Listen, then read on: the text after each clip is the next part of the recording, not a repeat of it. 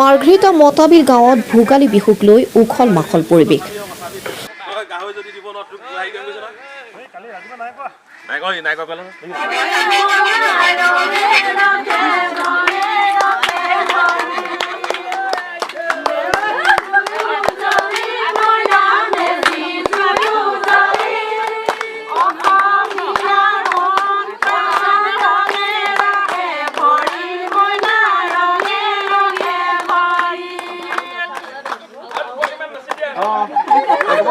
সমাগত ভোগালী বিহুক লৈ ৰাজ্যজুৰি ব্যাপক উখল মাখল পৰিৱেশ।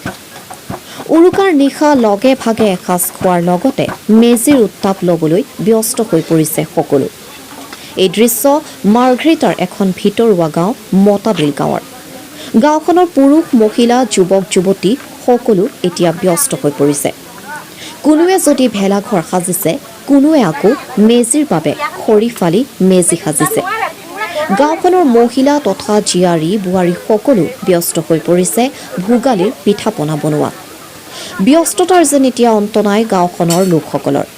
সকলো ব্যস্ত হৈ পৰিছে ভোগালীৰ উৰুকা নিশাৰ লগে ভাগে এসাঁজ খাবলৈ।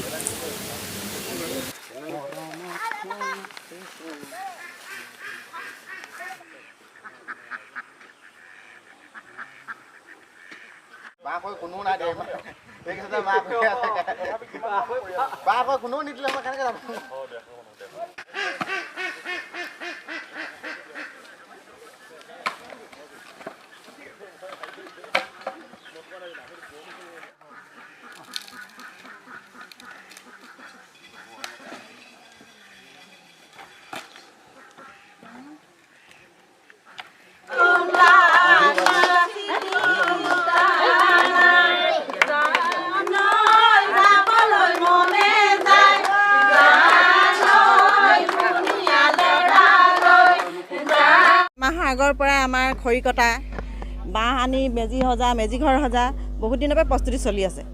আৰু ইয়াতে ধন্যবাদ দিব বিচাৰোঁ আপোনালোকৰ লাইভ হওক। আজি আহি আমাৰ ইয়াত যে ইমানখিনি আপোনালোকে আমাক আগুৱাই নিবলৈ আগবাঢ়ি আহিছে, আপোনালোক বহুত বহুত ধন্যবাদ। আজি আমাৰ পিঠা বনোৱা প্ৰস্তুতি চলি আছে। তিল পিঠা বনোৱা হৈছে, কাইলৈ আমাৰ তেল পিঠা বনোৱা হ'ব। তাৰ মেজি সজা হৈছে। উৰুকা নিশাৰ কি আয়োজন আছে?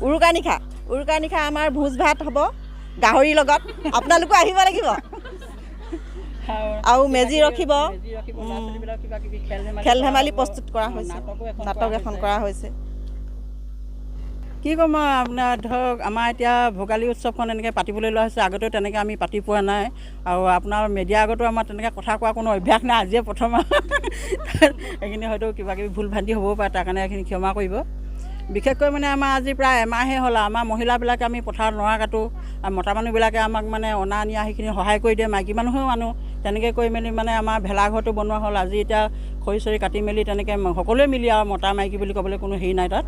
গোটেইখিনি মিলি মানে মেজিটোৰ কাৰণে যো জা কৰি আজি এইখিনিত উপনীত হৈছোঁহি। বৰ্তমান মেজিটো বনাই থকা হৈছে। এতিয়া সোমবাৰে আমাৰ উৰুকা, সেইদিনাখনে আমাৰ ভোজ ভাত হ'ব, সম্পূৰ্ণ খেল ধেমালি কিবা কিবি এনেকৈ মানে সৰু ল'ৰা ছোৱালী কিবা ৰচনা প্ৰতিযোগিতা কিবা কিবি নাট কেনেকৈ কৰা হ'ব। আৰু মঙলবাৰ দিনাখন ৰাতিপুৱা মানে এনেকৈ কিবা কিবি পোৰা মাছ, লাও পানী তেনেকৈ কৰি মানে তাতো তেনেকৈ কিছুমান মানে হেৰি ল'ৰা ছোৱালী ৰচনা প্ৰতিযোগিতা তেনেকৈ কৰা হ'ব। আৰু মহিলাসকলৰ বাবে মানে গাহৰি পোৱালি ধৰা হেৰি এটা দিয়া হৈছে, প্ৰতিযোগিতা এটা মানে গঁৰাল বনাই তাৰ ভিতৰত গাহৰি পোৱালি মেলি দিয়া হ'ব। তাত মানে যিগৰাকীয়ে প্ৰথম ধৰিব তেওঁ ফাৰ্ষ্ট পুৰস্কাৰ তেনেকৈ দিয়া হ'ব, আৰু চকু বান্ধি দিয়া হ'ব। আৰু তেনেকৈয়ে মানে আমি ভোগালী বিহু উৎসৱখনি মানে পালন কৰি যাম বুলি মানে ভাবি আছোঁ। মই গান তেনেকৈ নাজানো বাৰু, তথাপি কিবা এটা গুণগুণাই দিছোঁ আৰু।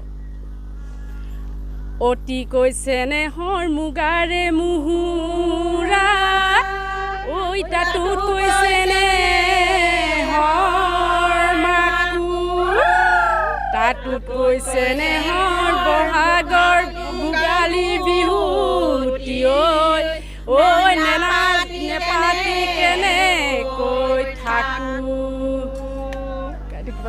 বিহু বিহুতি বিহু আমাৰ তিনিটি, কাতি বিহু কঙালী, মাঘৰ বিহু ভোগালী, বহাগতে ধেমালি, বহাগতে ধেমালি কৰোঁ। ইমান ধুনীয়া ধুনীয়াকৈ কোনে তোমাক সজিলে জানৈ কোনে তোমাক সজিলে জানৈ কোনেনো নামে দিলে জয়া তোমাক আনিম বুলি জানৈ যাব পাৰোঁ মই সদায় যাব পাৰোঁ মই জানৈ যদি দিয়া মৰমৰ মাত। প্ৰস্তুতি কেনেধৰণৰ? প্ৰথমে আমি আপোনালোকক অশেষ ধন্যবাদ জ্ঞাপন কৰিছোঁ আমাৰ এই অনুষ্ঠানটো বিশ্ব দৰবাৰত প্ৰচাৰ কৰিবলৈ অহাৰ বাবে।